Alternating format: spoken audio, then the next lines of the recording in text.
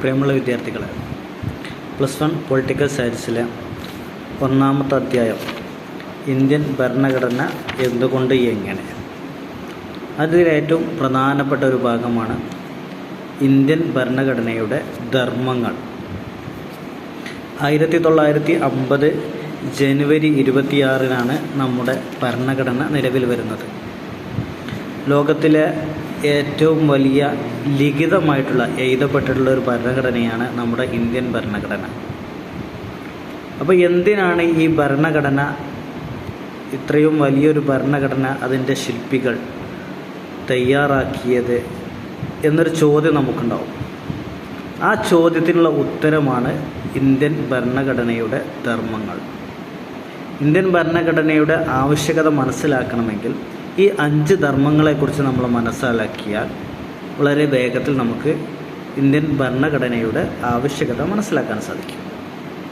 5 ധർമ്മങ്ങളാണ് Indian ഭരണഘടനയ്ക്കുള്ളത്. ഒന്നാമത്തത്, ഭരണഘടന ഏകോപനവും ഉറപ്പും നൽകുന്നു. ഈ ഏകോപനവും ഉറപ്പ് എന്നീ 2 കാര്യങ്ങളാണ് ഒന്നാമത്തെ ധർമ്മത്തിൽ പറയുന്നത്.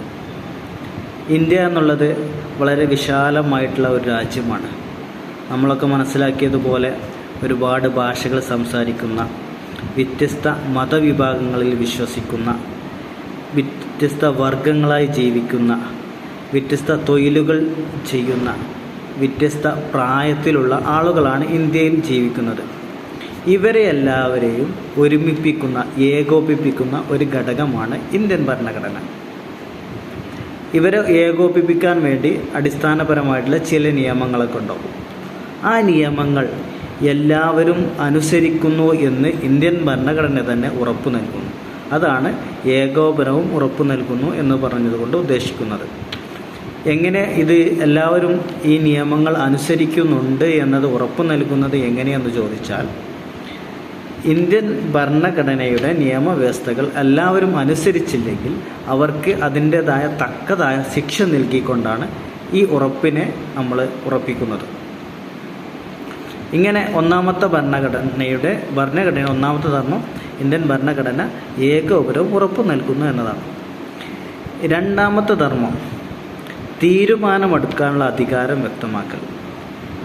ഒരു പ്രശ്നം വരുന്ന സമയത്ത് അതിൻ്റെ തീരുമാനം ആരാണ് എടുക്കേണ്ടത്, ആരാണ് അതിൻ്റെ വ്യാഖ്യാനം നൽകേണ്ടത്, ആരാണത് നടപ്പിലാക്കേണ്ടത് എന്നതിനെക്കുറിച്ചുള്ളതാണ് രണ്ടാമത്തെ ധർമ്മം.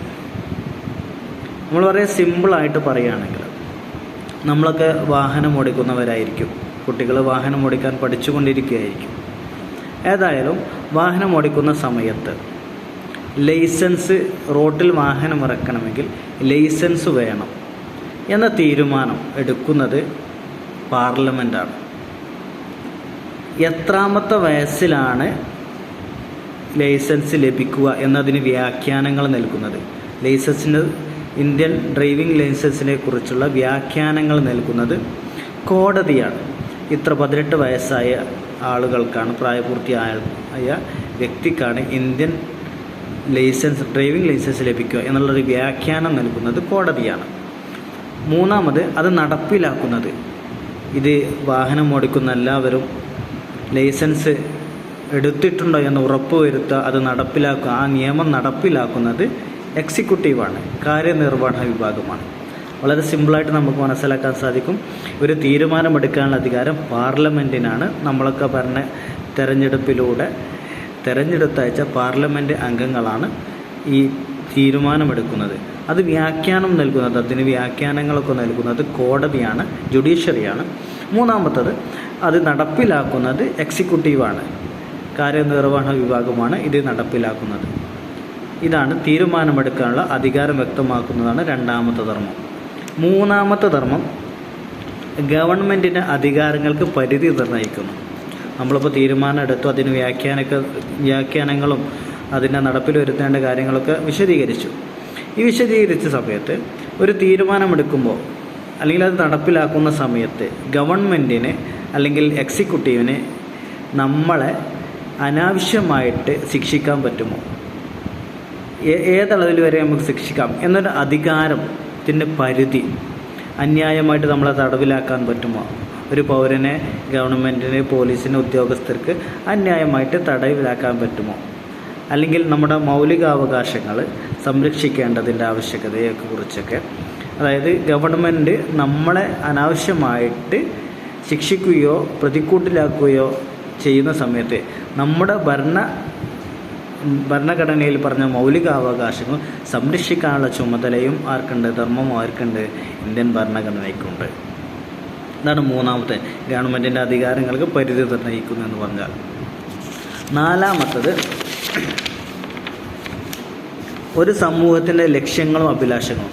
നമ്മൾ സ്വാതന്ത്ര്യം ലഭിക്കുന്ന സമയത്ത് 1947 ഇന്ത്യ സ്വതന്ത്രമാവുന്ന സമയത്ത് നമ്മുടെ വിദ്യാഭ്യാസ യോഗ്യതകൾ, സാക്ഷരത വളരെ പരിതാപകരമായിരുന്നു, വളരെ താഴ്ന്ന ലെവലിലായിരുന്നു. പിന്നെ ജാതി വ്യവസ്ഥയും തൊട്ടുകൂടായ്മയും തീണ്ടിക്കൂടായ്മയും ഇങ്ങനെ ഒരുപാട് അനാചാരങ്ങൾ നിലനിൽക്കുന്ന ഒരു സമൂഹമായിരുന്നു ഇന്ത്യയുടേത്. അപ്പോൾ നമ്മുടെ ഭരണഘടനാ ശില്പികൾ അല്ലെങ്കിൽ നമ്മുടെ ജനതയ്ക്ക് വലിയൊരു അഭിലാഷവും ആഗ്രഹമായിരുന്നു സമത്വത്തിൽ അധിഷ്ഠിതമായിട്ടുള്ള, എല്ലാവർക്കും ഉയർന്ന വിദ്യാഭ്യാസമുള്ള ഒരു സമൂഹത്തെ ഉയർത്തിക്കൊണ്ടുവരിക എന്നുള്ളത്. അപ്പോൾ ആ അഭിലാഷങ്ങൾ, നമ്മുടെ സമൂഹത്തിൻ്റെ അഭിലാഷങ്ങളാണ് സമസ്ത സുന്ദരമായ രാജ്യം, വിദ്യാഭ്യാസമുള്ളൊരു രാജ്യം.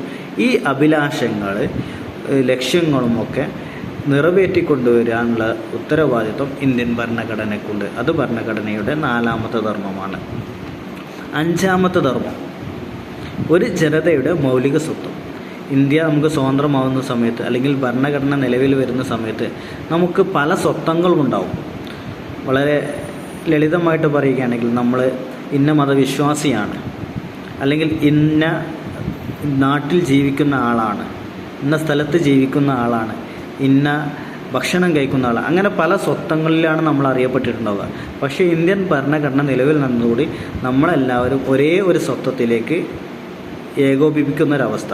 അതായത് നമ്മളെല്ലാവരും ഇന്ത്യൻ പൗരന്മാരാണ്, ഇന്ത്യക്കാരാണ് എന്നൊരു മൗലിക സ്വത്വം നമുക്ക് നൽകുന്നത് ഇന്ത്യൻ ഭരണഘടനയുടെ അഞ്ചാമത്തെ ധർമ്മമാണ്. ഇങ്ങനെ 5 ധർമ്മങ്ങളാണ് നമുക്കുള്ളത്. ഒന്നുകൂടി പറയാം. ഒന്നാമത്തെ ധർമ്മം, ഇന്ത്യൻ ഭരണഘടന ഏകോപനവും ഉറപ്പു നൽകുന്നു. 2, തീരുമാനമെടുക്കാനുള്ള അധികാരം വ്യക്തമാക്കുന്നു. 3, ഗവൺമെൻറ്റിൻ്റെ അധികാരങ്ങൾക്ക് പരിധി നിർണ്ണയിക്കുന്നു. 4, ഒരു സമൂഹത്തിൻ്റെ ലക്ഷ്യങ്ങളും അഭിലാഷങ്ങളും. 5, ഒരു ജനതയുടെ മൗലിക സ്വത്വം. ഇങ്ങനെ 5 ധർമ്മങ്ങളാണ് ഇന്ത്യൻ ഭരണഘടനയ്ക്ക് ഉള്ളത്.